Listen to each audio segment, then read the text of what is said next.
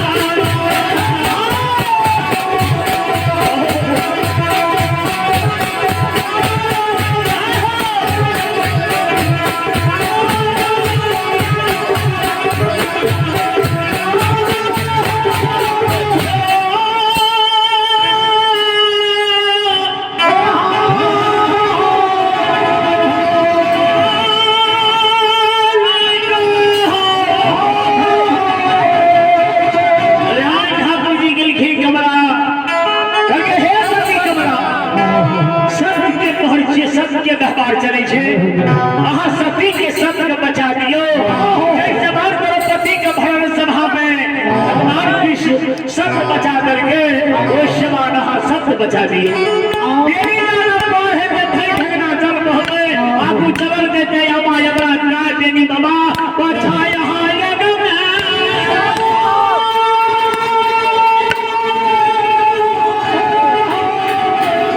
सत्य के मोहर है सत्य के व्यवहार चले रहे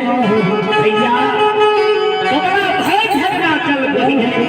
अब बेनी बाबा के द्वार पर जब बेनी जादव के द्वार पर जब बैठा है मोगल रजत प्रजा से सिपाही मोगल सहित मोसे बाबा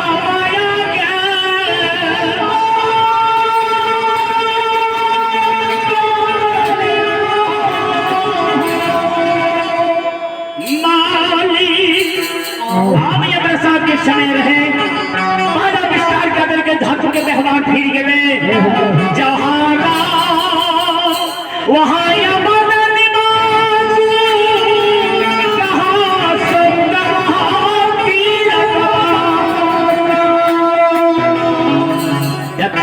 क्षेत्रीय मां भवानी जाए ठीक है सब कोई श्रद्धालु बैठल छिए मां के दरबार में मां मन की मनसा पूरा करबे सब बाल बच्चा के यहाँ आनंद राखवे फिर समय यहाँ मौका आए तो यहाँ के दरबार में जरूर हाजिरी है उस श्वार के बाबा के द्वार में घबराहट मोगर के नींद डाल के सोर सिपाही मोगर सहित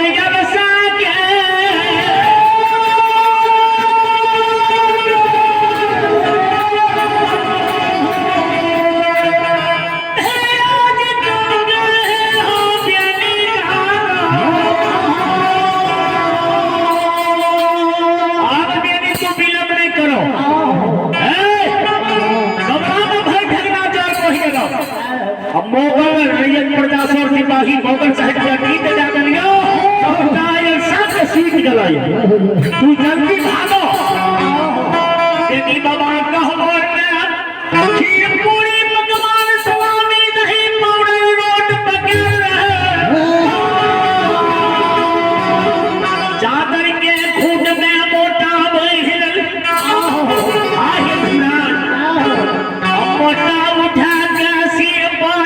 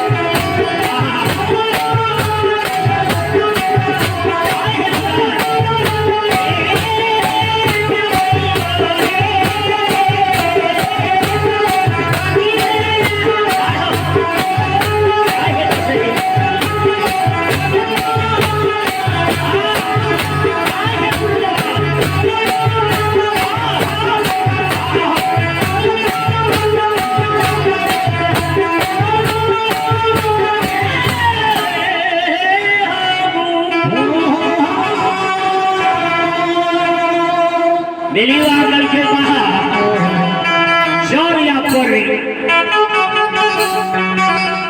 आवा के घर से निकाल लेके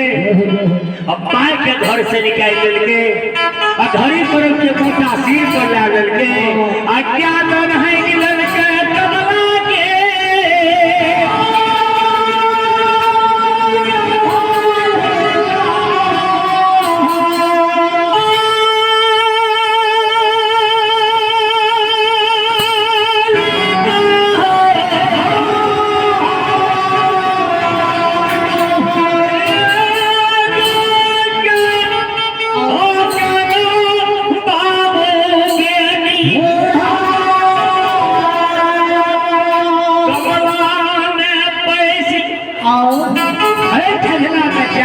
गाय के भई ठगना माय के भई ठगना अबला के भई ठगना और देवियो बाबा के भड़िए ठगना आगो चलो जाए अब पाछो कमला यादों में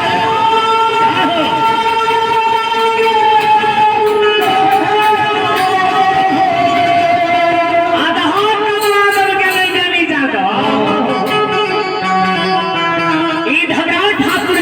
महावीर जी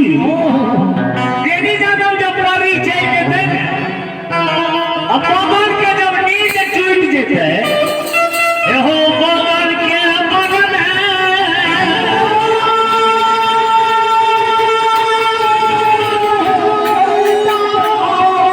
अरे भगवान के मन में गौरव है कि हमारे हो डर चाहो बदल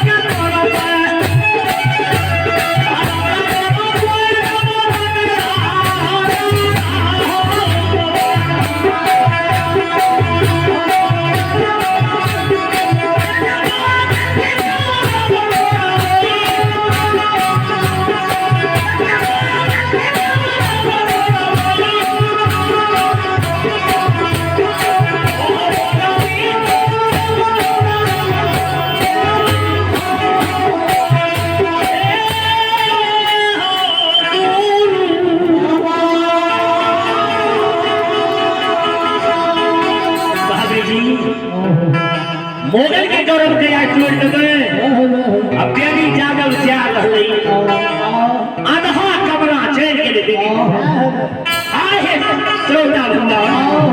आधा कमरा जो मेरी बाबा के लिखो मोगल ने देवी जादव के द्वार पर सुंदर गए सपना से हो राजा के ताल भैया